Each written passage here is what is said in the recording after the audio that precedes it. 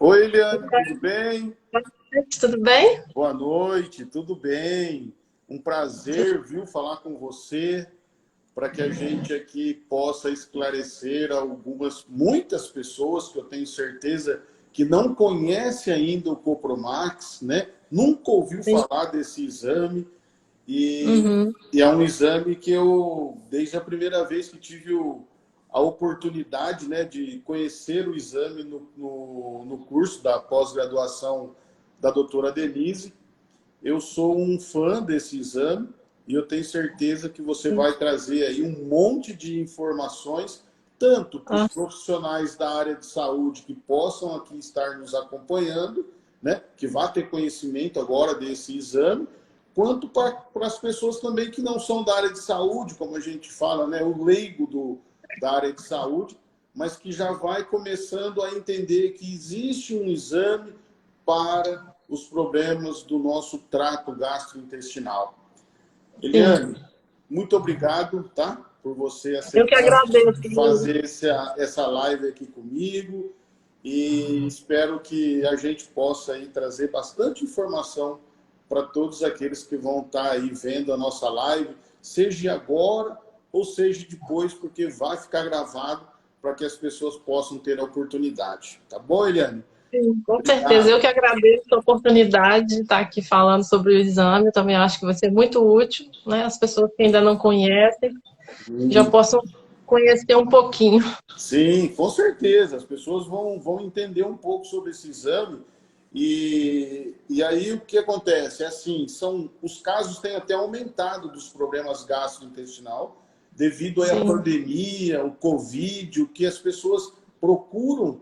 Eu, como farmacêutico clínico, a gente tem uma clínica aqui em Monte Azul Paulista, então tem a nutricionista, nós temos médico, e as pessoas procuram atendimento por conta de um problema intestinal que surgiu depois de sim. Covid. Então, É ela muito vai comum. entender agora que existe um exame que pode ajudar a gente, os profissionais da área de saúde, a ter um bom diagnóstico, tá certo? Ô, Sim. Eliane, me fala uma coisa. Quais os principais achados do exame Copromax? Então, como você falou, Luiz, o Copromax, ele é uma modernização do coprológico clássico, né? Então, nós incorporamos aí alguns biomarcadores, né? São marcadores inflamatórios, marcadores de permeabilidade intestinal, marcadores de imunidade do intestino, marcadores de função pancreática. Tá? Então, ele está sendo muito útil para diagnosticar, às vezes, doenças de difícil diagnóstico. Como você disse, é muito comum vários sintomas como gases, diarreia, constipação, extensão abdominal. Então, ele pode ajudar a elucidar aí a causa desses sintomas. Ele pode ajudar a sugerir aí muitas síndromes, como insuficiência gástrica, insuficiência pancreática, insuficiência biliar, uma dispepsia fermentativa, desvios de flora bacteriana, né? Doenças inflamatórias, como eu já falei, uma própria síndrome do intestino irritável, que o diagnóstico é clínico, mas ele pode, às vezes, sugerir. E ele vai ser muito útil para monitorar as doenças inflamatórias intestinais. Então, lá no finalzinho do laudo, a gente libera umas observações para ajudar na interpretação dos resultados, onde a gente pode sugerir aí algumas dessas síndromes, algumas pistas do que está acontecendo aí para ajudar a interpretar o resultado. Então, de uma maneira geral, ele vai achar todas essas disfunções aí. Porque o que acontece é assim, muitas vezes existem outros exames, igual a endoscopia, a colonoscopia, Exatamente. mas de repente ainda, mesmo com esses recursos, e que no caso esses daí são invasivos, né? E o coprológico que nós estamos falando, ele não é invasivo, né? A gente faz ele através da coleta, né, das fezes do paciente, né? Existe uma dieta que o paciente faz durante aí 2 ou 3 dias, né?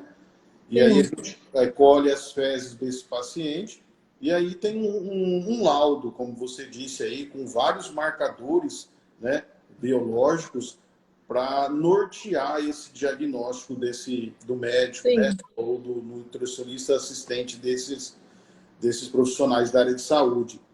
E Durante desculpa. pode falar. Durante muito tempo, só utilizava desses métodos invasivos, né? Colonoscopia, endoscopia, para doenças do trato gastrointestinal. Sim, Então, ele acabou se tornando uma ferramenta realmente moderna e não invasiva para ajudar aí nessa investigação. sim.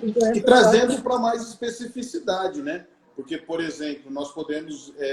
muitos aí tinham diagnóstico de síndrome do intestino irritável. Síndrome do intestino irritável. Nem sempre é síndrome do intestino irritável. E aí você consegue, né, ter um pouco mais de especificidade no problema gastrointestinal do paciente. Muito legal, né? Muito. Eu fiquei apaixonado nisso, né? Eu também estou, mas eu sou suspeita. Justo. Eliane, outra. Como podemos identificar uma dispepsia fermentativa com esse exame Copromax? Sim, uma dispepsia fermentativa, o principal achado dela vai ser o encontro microscópico de amido e celulose digestível, né, que está presente aí na membrana de feculentos, como batata, cenoura, legumes. Vai ocorrer também a presença de substâncias redutoras, né, que são os próprios açúcares, né? E também aumento de ácidos orgânicos, que vai resultar da fermentação dessas partículas aí não digeridas. Então, pode aumentar ácido lático, ácido fórmico, a gente tem um resultado no laudo que é de ácidos orgânicos. Então, vão ser principalmente esses três achados: o encontro de amido, elevação de ácidos orgânicos e presença, nem sempre, mas às vezes, de substâncias redutoras positivas. E o que isso vai significar? Isso vai significar uma digestão insuficiente desses alimentos. Muitas das vezes por diminuição da amilase salivar ou da amilase pancreática, deficiência de uma disacaridase, por exemplo, né, maltase, lactase, muito comum a gente ver intolerância à lactose, né? Pode ser também por deficiência do ácido clorídrico, diminuição da secreção do ácido clorídrico. Pode ser também por excesso de ingestão de carboidratos, né? E até por uma mastigação deficiente. A mastigação, a gente sabe que ela é muito importante, né? E a gente, nesse ritmo acelerado dessa vida, que a gente não senta para comer, a gente não atenta para a mastigação, né? A gente deveria sentar num ambiente tranquilo, pensar no que está fazendo, né? Porque a digestão já começa na boca, né? As enzimas, quanto mais tempo a gente mastiga, mais as enzimas digestivas já vão começar ali a digerir as gorduras, as proteínas, vão ativar a secreção de ácido clorídrico, vão ativar o pâncreas, né, a produzir as enzimas pancreáticas, vão fazer todo esse processo. Então, é muito importante que a gente tenha uma boa mastigação.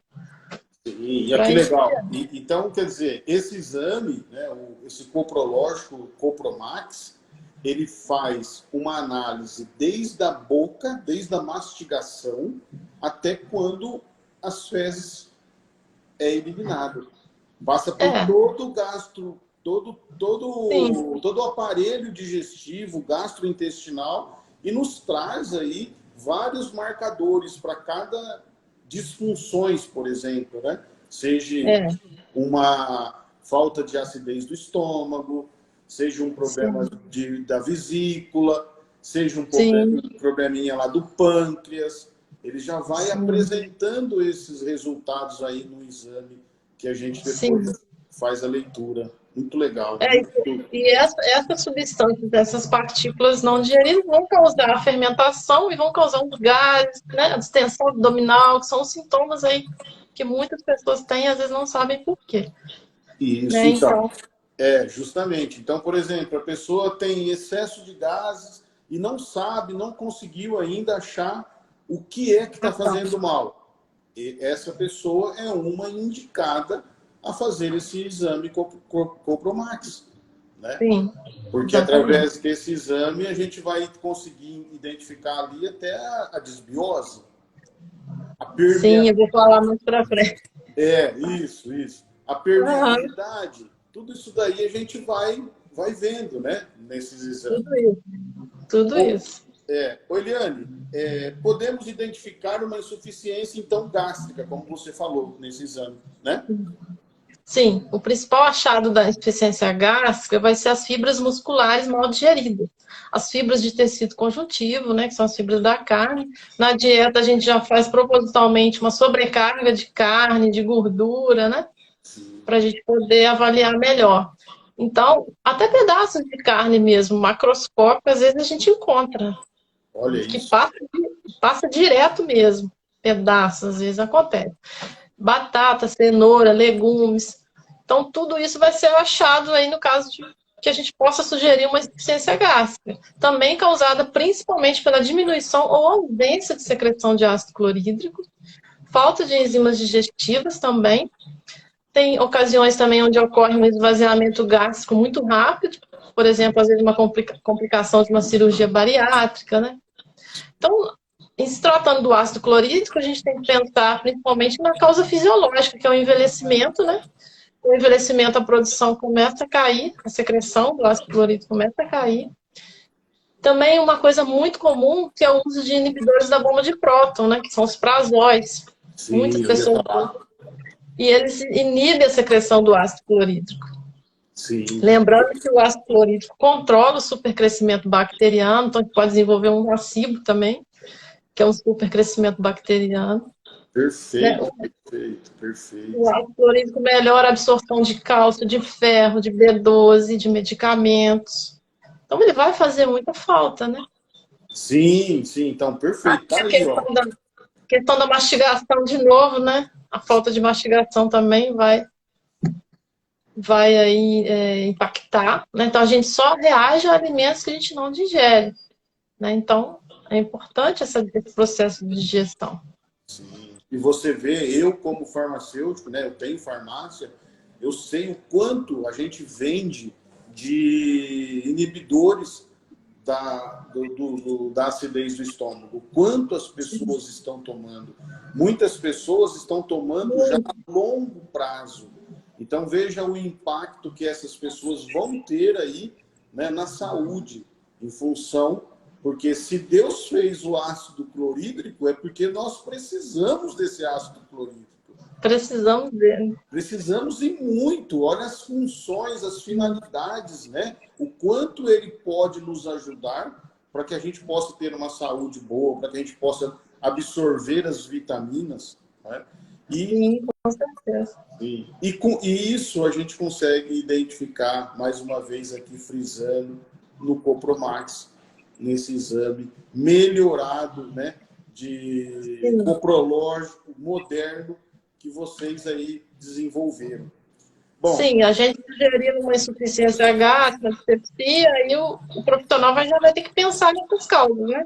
Que pode ser uma falta de ácido clorídrico, uma falta de enzimas digestivas. Ele vai ter que pensar nisso. sim. Nem sempre uma queimação, um desconforto gástrico é excesso de ácido clorídrico. Nem sempre. O quanto erramos com isso, o quanto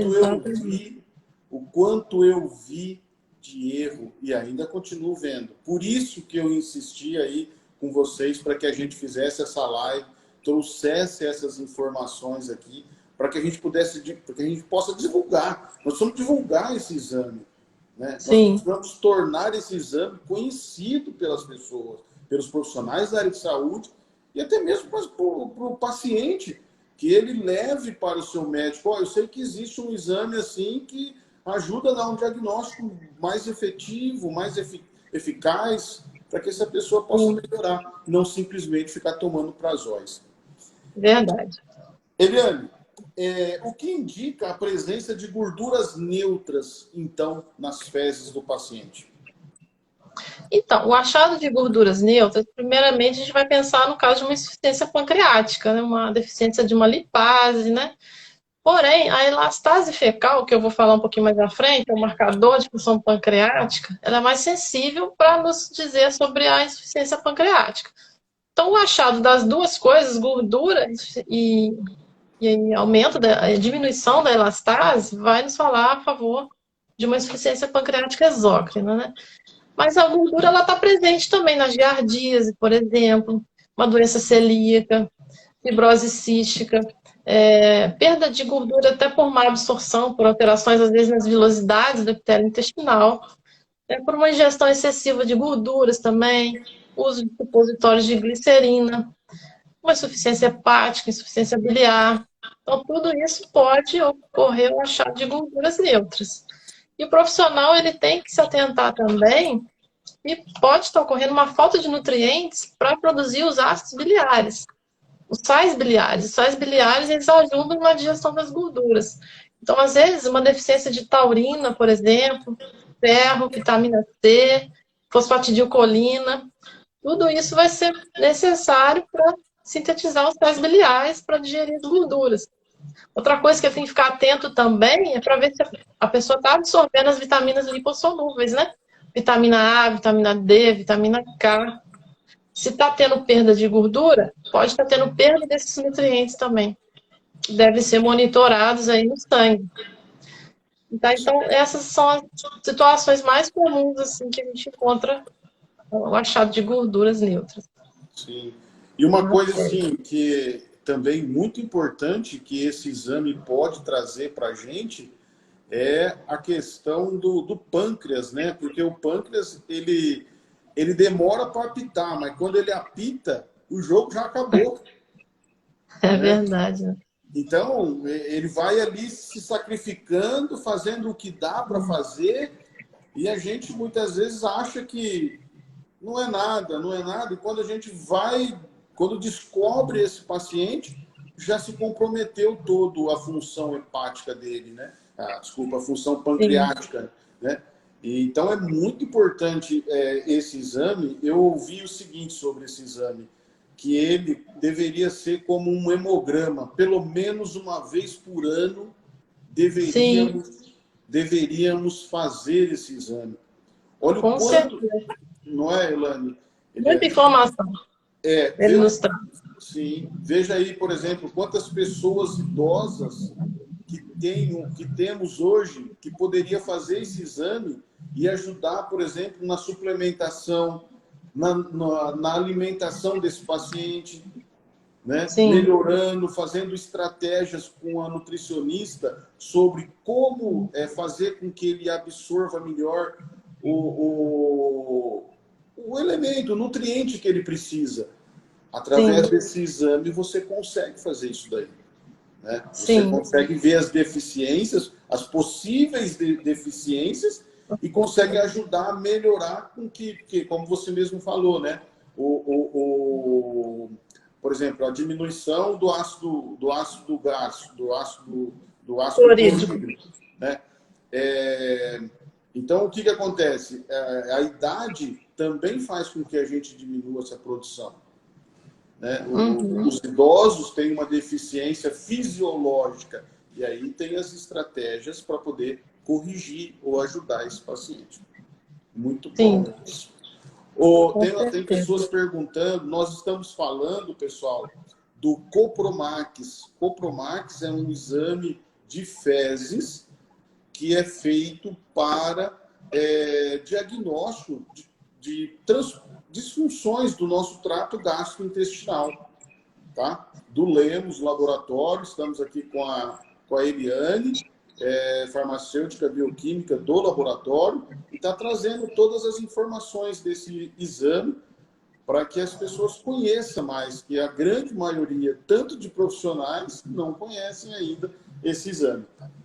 Eliane, o Copromax pode sugerir uma desbiose também? Sim, pode sugerir uma desbiose. Inclusive a causa, pode sugerir a causa dela também. A gente sabe que a desbiose é diagnóstico exclusivamente clínico, né? Mas ele pode sim sugerir e direcionar para algumas causas, através da bacterioscopia pelo grão. A gente sabe que a desbiose é um desequilíbrio entre as bactérias protetoras e a quantidade, né, de bactérias protetoras e agressoras. Então, o que vai acontecer na desbiose? Vai aumentar a permeabilidade intestinal. Para as pessoas que estão assistindo, a permeabilidade intestinal vai ser um afrouxamento das junções entre as células do epitélio intestinal. Isso vai criar espaços na barreira onde possam passar aí macromoléculas para a corrente sanguínea, do intestino para a corrente sanguínea. Então, passando, por exemplo, bactérias patogênicas, né, endotoxinas, por exemplo, os LPS, né, que são os lipopolissacarídeos, presentes aí na membrana de bactérias gram-negativas, isso vai causar uma endotoxemia, né, uma toxemia no sangue, e isso vai causar um estado inflamatório crônico, né? Então, a desbiose é muito importante a gente detectar.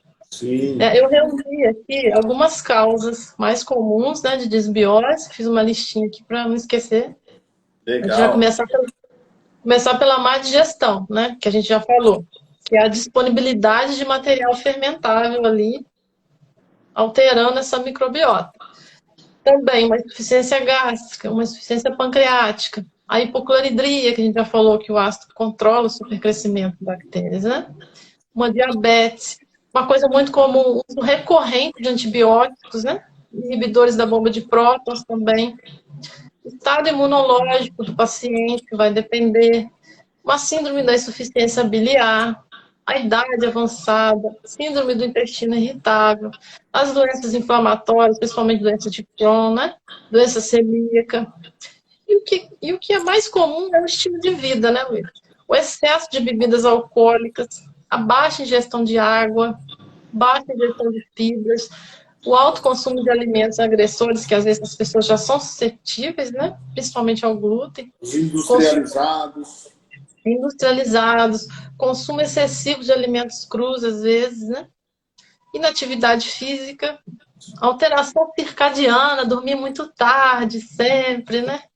Tudo isso vai levar à gravidez, por exemplo, a dieta da mãe, um parto cesáreo, uma falta de amamentação, uma higiene excessiva, isso vai contribuir para a desbiose. Então, assim, na gravidez até os 2 anos da criança, é uma janela imensa de oportunidade para se ter um microbioma saudável. Se for seguir direitinho, né, o parto, a amamentação, é uma oportunidade muito grande de estar promovendo saúde aí para essa criança, né?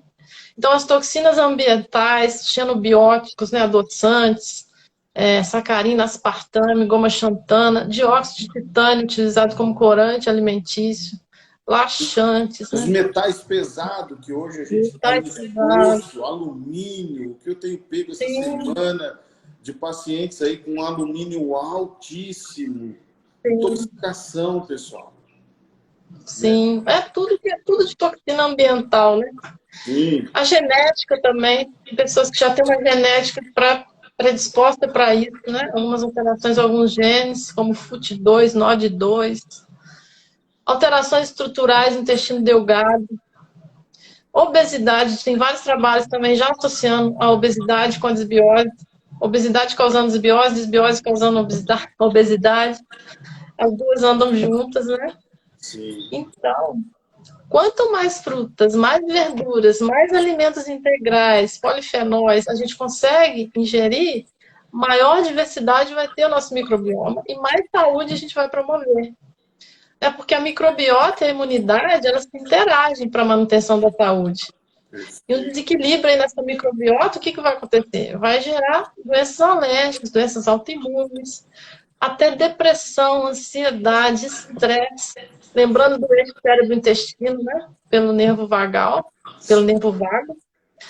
Então, até isso a gente vai poder esperar, né? Então, uma obesidade, aterosclerose, doença metabólica, diarreia, constipação. Enfim, o microbioma vai causar uma desordem geral, né? Muito bem. A dislipidemia, porque o que acontece? Sócrates já tinha dito isso, mas parece que a medicina não tinha ouvido ainda. Então, Sócrates já tinha dito que a origem das doenças está no nosso intestino. Tá? Então, se a gente quer tratar as doenças, se a gente quer evitar as doenças, nós precisamos ter um intestino bem cuidado, saudável. Né? E de que maneira a gente tem um intestino saudável? Comendo diferente de tudo aquilo que a gente estava comendo até ontem. Né? Sim. Nós entramos na onda do industrializado, Nós entramos na onda de que tudo me pode, me é permitido, né?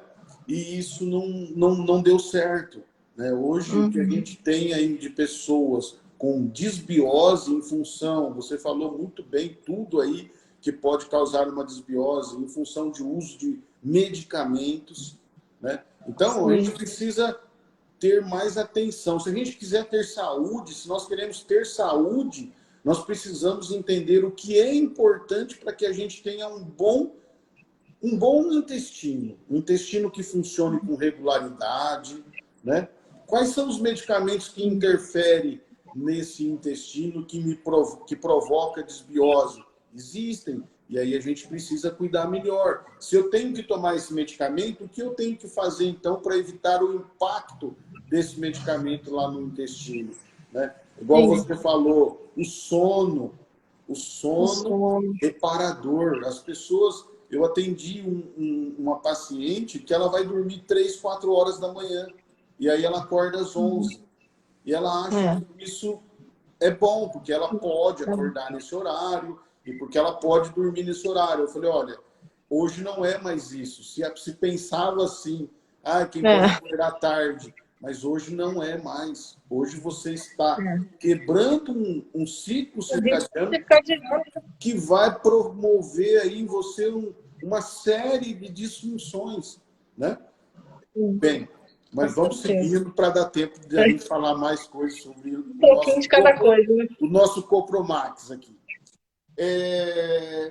Quais são e o que podem indicar marcadores utilizados no Copromax?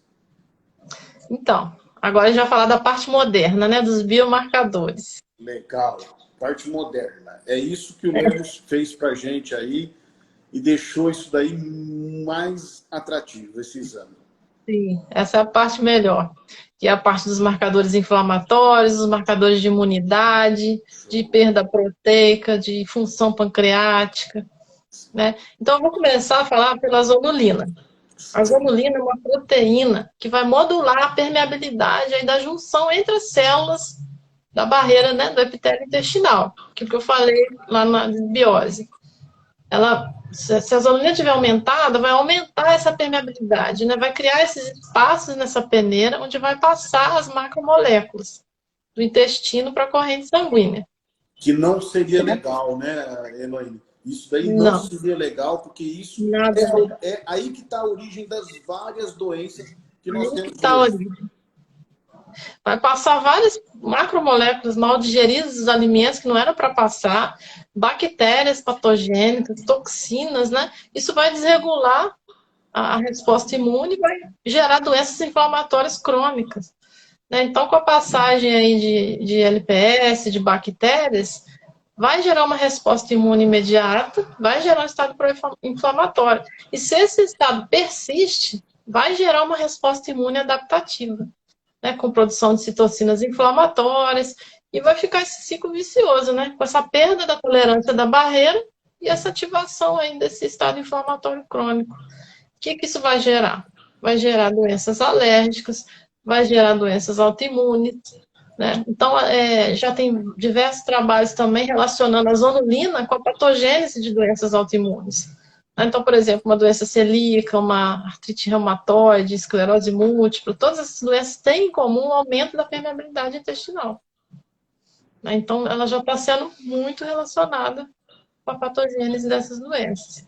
Então, também reuni aqui algumas causas de aumento de permeabilidade, muitas delas vão se repetir, se confundir com as causas de desbiose, né? Porque as duas andam juntas também, né?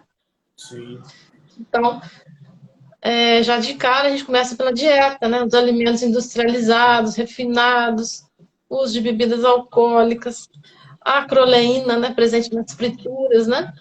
Alergias e hipersensibilidades alimentares, principalmente ao glúten, que é a mais comum, vai causar aumento dessa permeabilidade. Diabetes, dislipidemia, como você lembrou também, né? Síndrome de ovário policístico, doença celíaca, doença hepática, inflamação, uso de agrotóxicos, consumo de agrotóxicos, obesidade, desbiose, infecções intestinais, uso de anti-inflamatórios não esteroidais, antibióticos, quimioterapia, Deficiência de zinco Antidepressivo. também pode causar. Oi? Antidepressivos. Deficiência de zinco também tem trabalhos falando que pode causar aumento da permeabilidade. E o que tem de pessoas com Depressão. deficiência de zinco é muito grande, viu? Muito, Muito grande. muito grande. Ansiedade, sedentarismo, né? Depressão, Alzheimer, Parkinson, artrite reumatoide, esclerose múltipla. Uma coisa interessante, tem trabalhos também falando da capsaicina, que é uma substância presente na pimenta caiena, no chile e na páprica, que também causa aumento da permeabilidade intestinal. Olha. Também fiquei surpresa. Envelhecimento, diversos tipos de câncer, enfim, várias situações. Então, eu faço uma observação aqui também, que é o seguinte, nem sempre quando a zonulina está normal, é porque não existe esse aumento de permeabilidade. Um resultado normal não exclui a hiperpermeabilidade. Então, nem sempre ela vai estar alterada. Tá? Se ela estiver aumentada, sim, a gente sabe que tem, mas se ela estiver normal, a gente não pode excluir essa hiperpermeabilidade. Esse não é um único marcador definitivo da permeabilidade. Não, legal. não. Legal. Uma coisa que a gente vê também muito é a pessoa desenvolver vários anticorpos IgG contra alimentos, né? Hipersensibilidade alimentar. Então a gente vê, ó, quando a pessoa está com. Às vezes está assim, está reagindo a quase todos os alimentos. Então está quase que claro que ela está com um aumento de permeabilidade. Né? Porque essa permeabilidade aumentada vai passar mais moléculas mal digeridas e vai gerar mais, cada vez mais, hipersensibilidade alimentar. Entendi. Também a permeabilidade pode estar diminuída também, em caso de má absorção, desnutrição, né, ou até lesões do epitélio intestinal mesmo. Então também pode acontecer da permeabilidade estar diminuída. Também. Então, assim. Muito falando bem. bem rapidinho, porque tem 6 marcadores para falar, né? Ah, sim. Tem mais algum? Então, você falou a zonulina. Tudo bem. Só falei da zonulina. Então vai. Agora eu vou falar da calprotectina, que é o principal marcador inflamatório. Tá? A calprotectina é uma proteína ligada ao cálcio e ao zinco. Então, ela tem atividade antibacteriana, antifúngica, né? Ela está presente aí na maioria ela está presente no citoplasma dos neutrófilos, menos nos macrófagos e monócitos, mais nos neutrófilos. Então, o que acontece numa inflamação? A barreira intestinal vai estar danificada. Vai ocorrer a passagem de leucócitos para o lumen intestinal e essa proteína vai ser liberada no intestino para combater a inflamação, tanto em processos agudos quanto em processos crônicos. Então, ela vai ser um excelente marcador de processo inflamatório, ela não é degradada no intestino. Tá? E ela hoje em dia está sendo muito utilizada no acompanhamento das doenças inflamatórias intestinais. Tá? Já tem estudos falando que tem uma correlação entre a concentração de calprotectina e a atividade da doença. Então, ela está sendo muito utilizada para monitorar essas doenças inflamatórias, para avaliar a resposta terapêutica. Você imagina você fazer uma colonoscopia toda hora para avaliar a resposta terapêutica. É um método muito invasivo. Então, ela tem sido muito utilizada nesse acompanhamento de doenças inflamatórias intestinais. Então, ela vai estar presente também na doença celíaca, infecções, neoplasias, né? Outra coisa, associada ao VHS, a proteína C reativa, ela vai dar uma correlação mais forte ainda com a inflamação. Né? Então, uma proteína C reativa alterada também pode ser. Um exame de VHS. Com o exame de VHS. Legal. E dependendo da conduta médica, às vezes pode ter deixado de fazer uma colonoscopia. Né? Dependendo da conduta do médico. Então, eu vou fazer uma observação também dos valores de referência. Sim. Ela é normal até 50. Valores entre 50 e 200 já são valores alterados. Mas a gente fala assim, para ter uma cautela nessa faixa, porque pode ser um aumento transitório. Às vezes por uso de anti-inflamatório não esteroidal, às vezes uma infecção gastrointestinal mesmo. Então, até 200 é interessante fazer uma repetição, né, dentro de 4 a 6 semanas, para ver se realmente vai se manter. Então, a calprotectina, assim, vem sendo muito utilizada aí como um apoio diagnóstico aí nessas doenças inflamatórias intestinais. Legal. E agora nós vamos por... Agora, a alfa-1 antitripsina. A alfa-1 antitripsina é uma protease. Ela vai inibir a elastase liberada pelos leucócitos para combater a inflamação. Então, a princípio, ela vem para defender os tecidos saudáveis, para que eles não sejam atacados. Então, ela também vai ser um marcador inflamatório. Ela vai ser também um marcador de permeabilidade intestinal, visto que a barreira vai estar danificada na inflamação. E também vai ter passagem de proteínas do sangue para o intestino, proteínas endógenas. Então, a alfa-1 é utilizada como marcador de processo inflamatório, permeabilidade intestinal e perda proteica. Ela é muito utilizada para monitorar a perda proteica aí nessas enteropatias perdedoras de proteínas, como doença de Crohn, colite, inflamações gastrointestinais viral, bacteriana, alérgica, autoimune, doença celíaca. Ela é muito utilizada para monitorar essa perda proteica. Vou só fazer uma observação também, que muitas vezes ela pode estar normal, porque às vezes a alfa-1 no sangue, não, ela está baixa, e não, isso vai alterar a excreção fecal.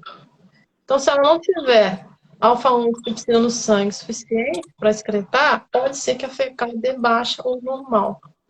Nesses casos, é interessante também dosar no sangue, para saber se pode estar ocorrendo um falso negativo. Então, o positivo vai ajudar muito no diagnóstico aí de perda de proteína nessas enteropatias. Entendi. Ok? Muito bem.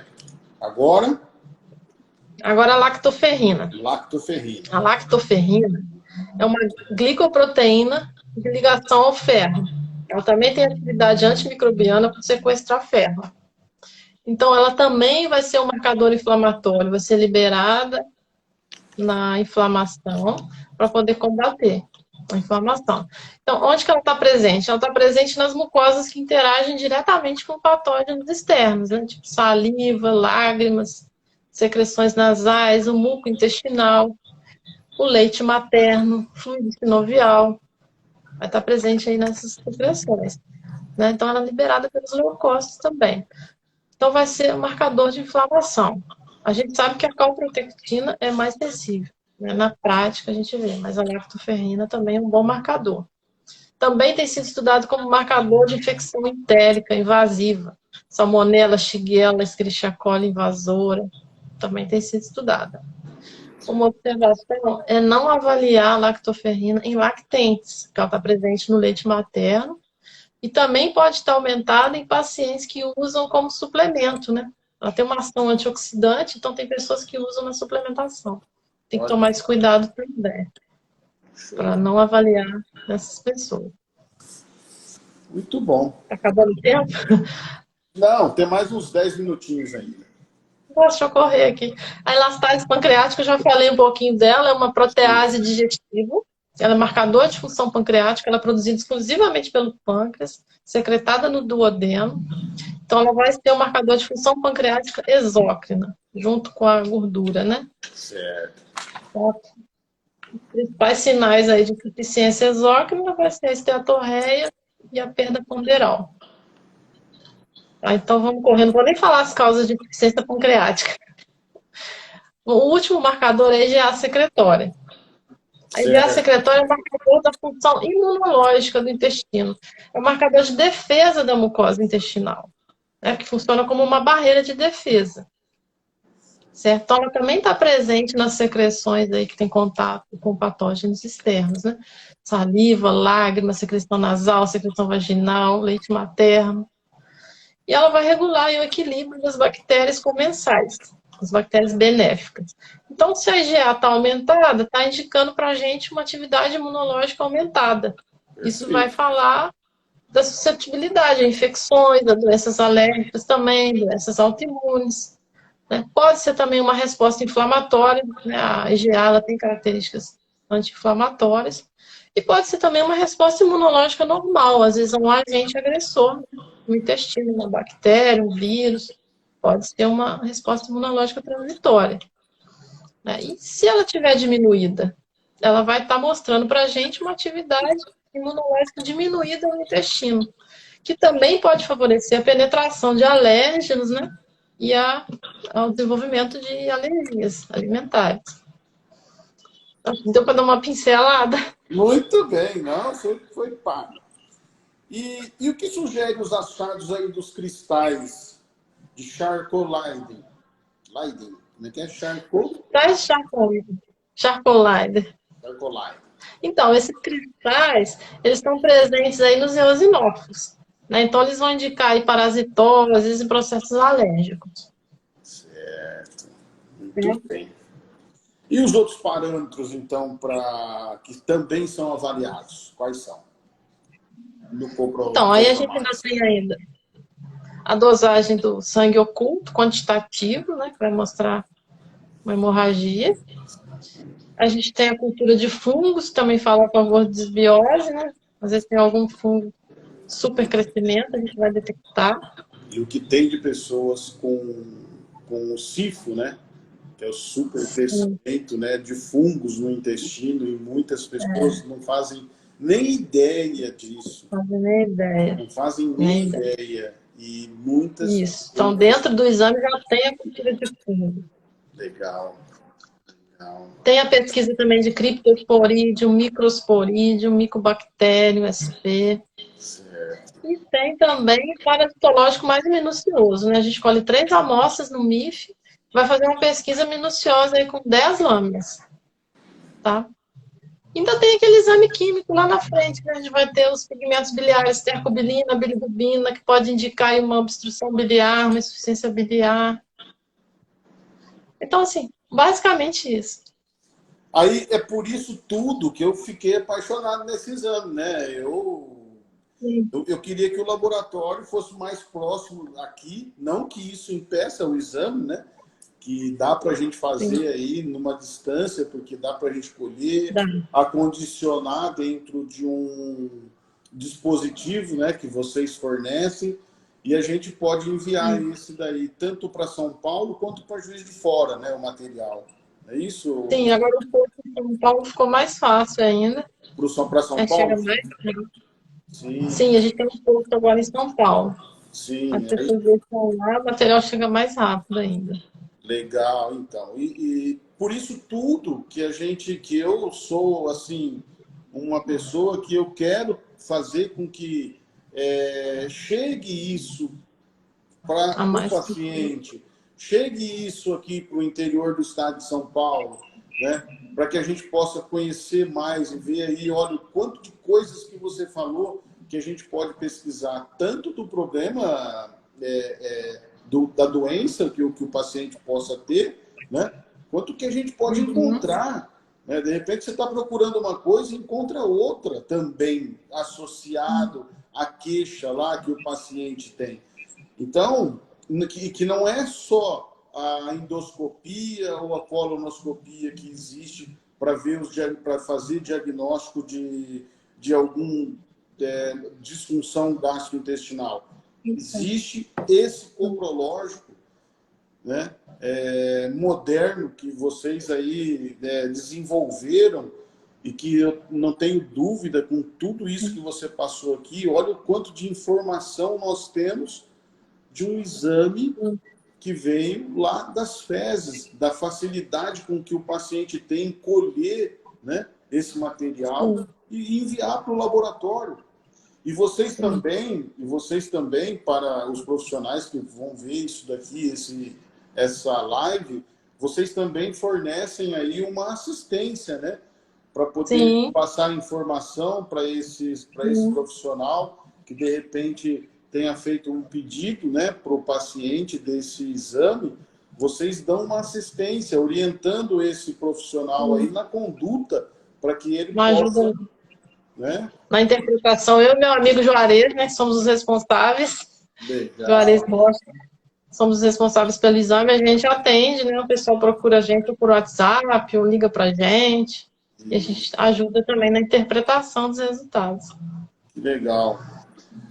Eliane, muito obrigado. Leve aqui um abraço pro Lúcio. Obrigado por ele ter aí disponibilizado e você também ter aí a vontade de vir aqui numa véspera aí de feriado, falar um pouquinho sobre esse exame, né, que eu espero que a gente aí tenha passado a informação do quanto esse exame é legal para poder ajudar as pessoas. E aí fica aí para você fazer as suas considerações aí, e eu agradeço muito você estar aqui comigo fazendo essa live.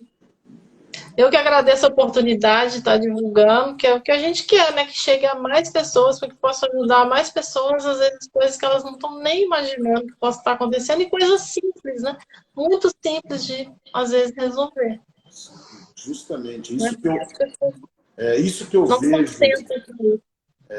De repente, o paciente que está sofrendo ali por uma causa, não é a falta de não é o excesso de ácido clorídrico, como nós falamos, é a falta do ácido clorídrico.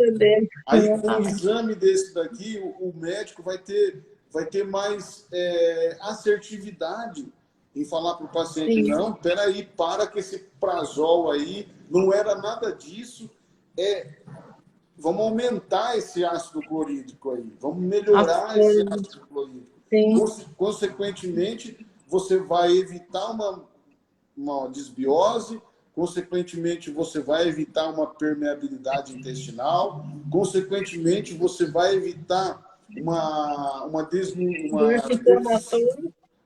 uma deficiência nutricional, falta de vitaminas, tudo isso daí envolve um exame desse que pode ajudar a esclarecer muita coisa. Eliane, sim, obrigado mais uma vez. Obrigado a você, Luiz. Valeu, foi muito bom falar um pouquinho sobre esse exame. Estava muito ansioso para falar sobre esse exame. Espero que as pessoas que assistam aí, caso tenha dúvida, pode mandar mensagem para mim, pode mandar mensagem para o Lemos Laboratório, que com certeza... Para mim também. Para a Eliane também, com certeza nós vamos estar ajudando a esclarecer aí e passando a informação. Obrigado, viu, Eliane? Sim. Tudo de bom. Obrigada, Luiz. Boa noite para todo mundo que está aí. Bom feriado, né? Uma boa Páscoa. Isso, bom feriado e boa Páscoa para você também. Tudo de bom, viu? Obrigado. Boa noite. Tchau, tchau. Tchau, tchau.